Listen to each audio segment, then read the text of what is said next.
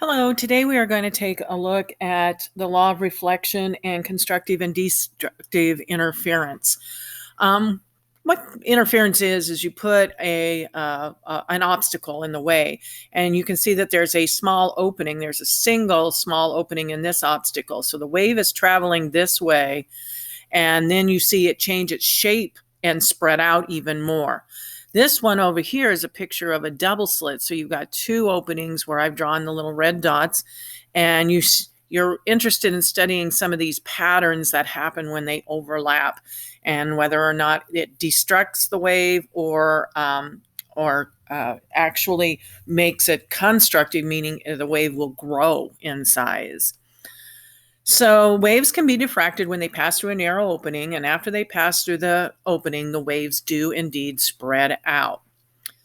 The amount of diffraction that occurs depends on, and this was in your reading the last couple of days, it does depend on how big the obstacle or opening is compared to the wavelength.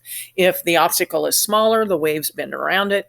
If the obstacle is larger than the wavelength, then they don't really diffract much. As a matter of fact, sometimes almost no diffraction can occur.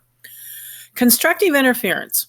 With constructive interference, the waves literally add together. Take a look at what we've drawn here, and you're going to want to sketch that because your homework today is going to be handing in a sketch of that on Google Draw. So be sure that you are doing a quick sketch of that. So if you have to hit pause, do so right now. So you want this for constructive interference, and then be sure that you also recognize that it's when they add together. Those are the two things I want you to get from this. Let's watch a quick YouTube video where constructive interference played in the role of the destruction of a bridge.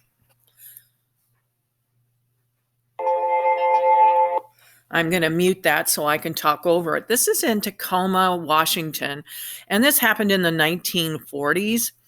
And you can see the bridge is really waving back and forth, and it's going to continue to amplify.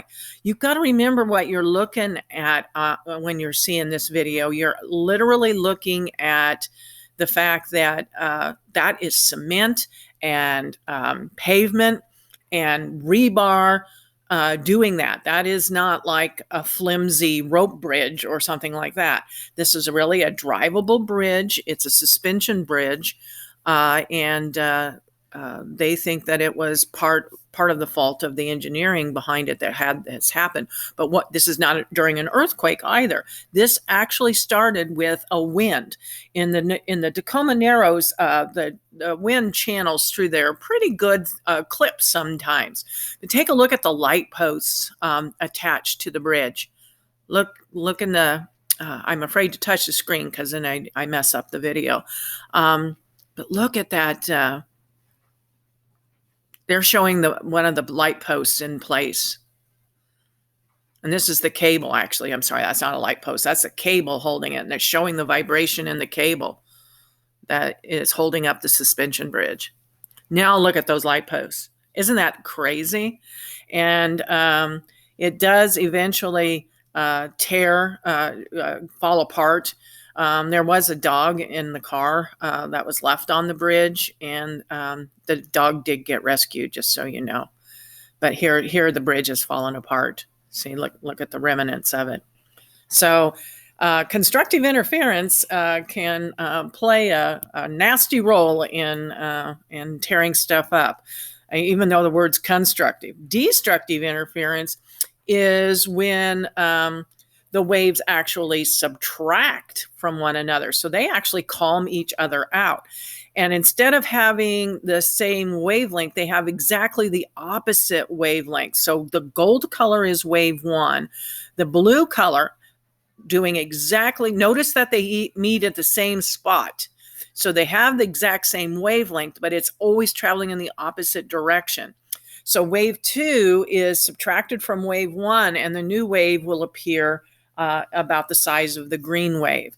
So that is destructive interference. But notice how well synced they have to be for that to happen. By the way, when nodes are in the same place like this is referred to as a standing wave. The standing wave is a special type of wave pattern that forms when waves equal in wavelength and amplitude, but traveling in opposite directions, and they continuously interfere with one another. The places where the two waves always cancel are called nodes. When the string of a violin is played, the bow vibrates and produces standing waves. As a matter of fact, if you've ever even played like a guitar, the reason why you're placing your fingers along the fret is you are changing the wavelength, and then you are strumming the strings to get the vibration, and they want it to be a standing wave, and the length of that standing wave gives you a particular sound. And so it sounds really neat. Resonance is another thing that's pretty cool. The process by which an object is made to vibrate at its natural frequency is called resonance. If enough energy is transferred to the object can vibrate so strongly that it breaks apart. And if you've ever seen this YouTube, I wish we'd go to it, but we really just don't have that kind of time. That if you did go to it, you would see breaking crystal glass with hitting the right pitch. And some people are just do that almost effortlessly. Resonance is the tendency of a system to oscillate with greater amplitude at some frequencies than others. And so here you can see the different resonating parts of a violin. And here is the flute and the clarinet. That's a blend of the two. But anyway, they're talking about how the standing waves work and here's pictures of all these different standing waves and how the harmony makes a difference there.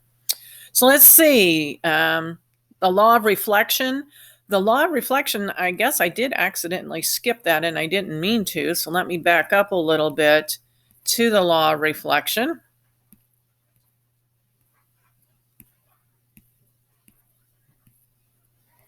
There we go. Law of reflection is when the angle of incidence is equal to the angle of reflection. And remember, I guess I've gone over this in another video because I still have the notes on here, where you have your normal, and this is the angle of incidence, or your incoming ray. This is the reflection. You got a mirror down here. And so you will be asked to draw that too. So I wanted to go over it one more time. All right, so now you're going to move on to do your drawings on a Google Doc. So go down, when you're done with this, finish reading the assignment page and do what you're told direction-wise there.